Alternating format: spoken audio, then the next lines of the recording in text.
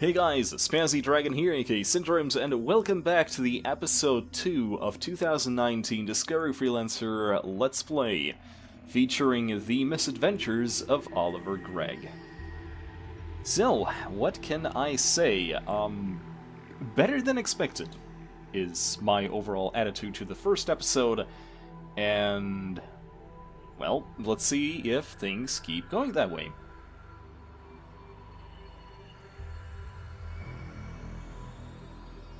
Oliver Gregg is not having a good day at all.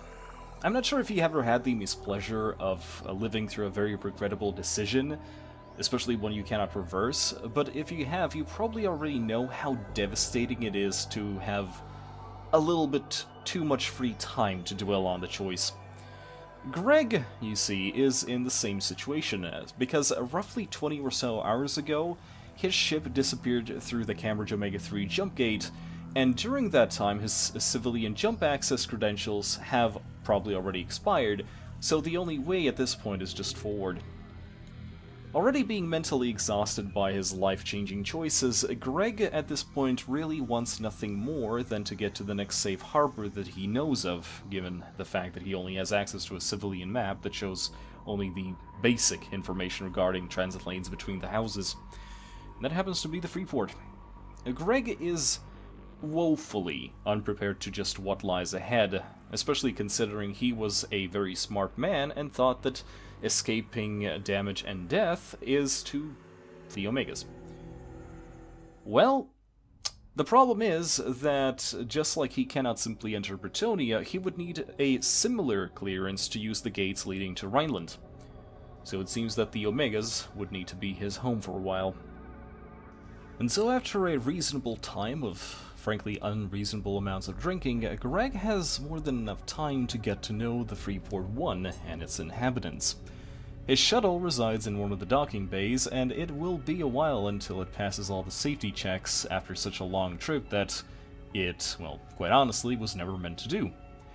Luckily for Gregg, some of the more unsavory elements of the sector tend to fly ships that are probably worse for wear than, you know, one of his good shuttles, but it gives him more than enough time to obtain some information about the locals.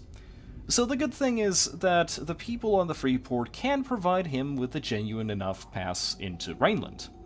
The bad news is that obtaining such a pass would take some time, and it's not cheap, and so until one shows up, Gregg decides to see what sort of work he can find on his own. And it soon appears that his first lead on that topic is going to become in the form of a Cryer supertransport named the FPX Long Haul. To which Gregg's first reaction is bewilderment to see such a ship belonging to the Bretonian company of all things so far out in the Omegas. Now, stop here. To put things into perspective, Gregg has spent most of his time planetside on New London working for his family, and as a shuttle pilot he has made brief trips off-world to deliver goods to, say, Waterloo or Thames before the war, but on a day-to-day basis Gregg has mostly interacted with other companies similar to his own. In contrast, Cryer and similar trading factions portrayed in Disco is a mega corporation similar and beyond ones like Apple today. Ones that have the ability to perform interstellar shipments. And now Gregg is in the presence of a captain, of an individual that is entrusted with hundreds of millions credits worth of ship, and hauling another few tens of millions worth of cargo. The scope of Disco is sometimes easily forgotten when such shipments are the norm, but it's easily reminded in situations like this.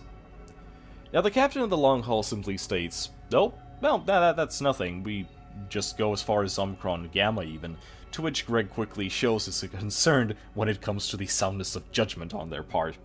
However, the moment the Cryer captain knows that they ship pharmaceuticals to the Omicrons, Gregg just immediately goes, "Boing? Profit? Credits? Tell me." And so they do. That they supply the Corsairs, which makes Gregg go just pause for a moment. Now, even if the captain then tells him that even more so as the captain then tells him that if he wants to make a profit, he should totally partake in the synthetic marijuana trade. Now let's pause here for a moment again.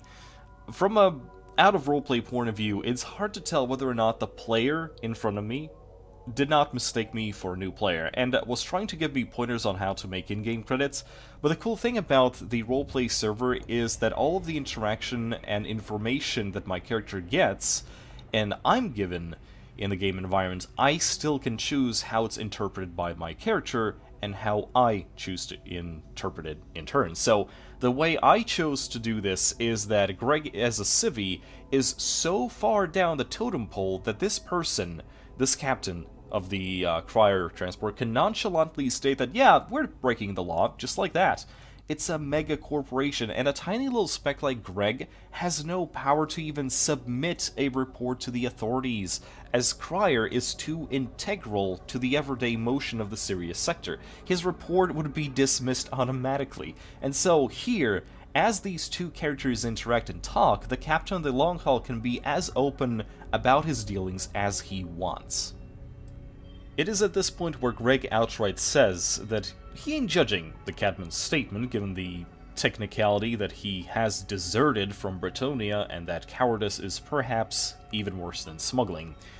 No, actually, let me pause here for a moment. The reason why I'm making my character bring this up is not just because Greg feels as though he might get more information from the crier captain if he himself responds with a similar openness, but what I'm also doing is to signal the opposing player behind the long haul as to what sort of character I'm playing, to give them more information that they can or might not use to further this interaction. Now, Greg's moment of honesty is not met with anything more than a simple acknowledgement from the captain, because it seems as though the guy is more concerned about his own task at hand rather than the troubles of some random civvy. And he does mention that his transport is currently assigned to the ore depot behind him. Greg, being in his situation, obviously instantly inquires of what sort of supplies would it need, and would anyone mind if some random shuttle was bringing them, and for how much, obviously. After his brief moment on the Freeport, Greg is quickly reminded of how quickly credits burn when it comes to supplying and maintaining a spaceship. So he does not have the luxury to idle around. He needs credits, and he needs them fast. And the worst part right now is that he himself does not know how much. Though once the captain mentions that one of the primary imports right now for that station are hull segments, Greg's expression instantly sours, as the segments that the captain is referring to are sometimes larger than the whole shuttle. Well, there's no way that he's going to bring those. But he does inquire where they're currently obtainable either way, only to learn that one source is back in Bretonia, where he cannot go, and the other source is in Omega 49, which at the time recording this video was still a hot zone. The ore part, by the way, does catch his attention, as Greg has done some trips to the Dublin system on occasion, though with his brothers. His momentary talk about how he can most likely handle himself in an asteroid field is really for the sake of his own mental state, given the fact that he wasn't the one usually flying on those missions. But the captain doesn't need to know that. Finally, the captain mentions that they are expanding their operations in the area, and they need more pilots, but Greg is unsure about that. Given that his situation, he does not want to instantly commit to the first person he encounters, but he does take note, and after receiving the coordinates to the mining operation in the system, he decides to return to the Freeport again in order to mull over what he has learned today, and kill some more brain cells with alcohol. And so ends episode 2. It seems like Gregory has the chance, Gregory has a chance, his encounter with the Crier Pharma Captain being a very lucky one, and he has been given enough information to go from there. Now, obviously, as an experienced player, of course I know how to make money and where all the mining fields are and how to quickly get out of this shuttle, but one of the fun things about starting a completely fresh, off-the-shelf character like Greg is that I can just sort of follow the character himself, just peer over their shoulder, and see how they end up learning all of this by themselves. It's one of those cool things that makes Disco so fun. Again, if you like this Let's Play, give it a thumbs up, and feel free to leave a feedback, and I'll see you in episode 3.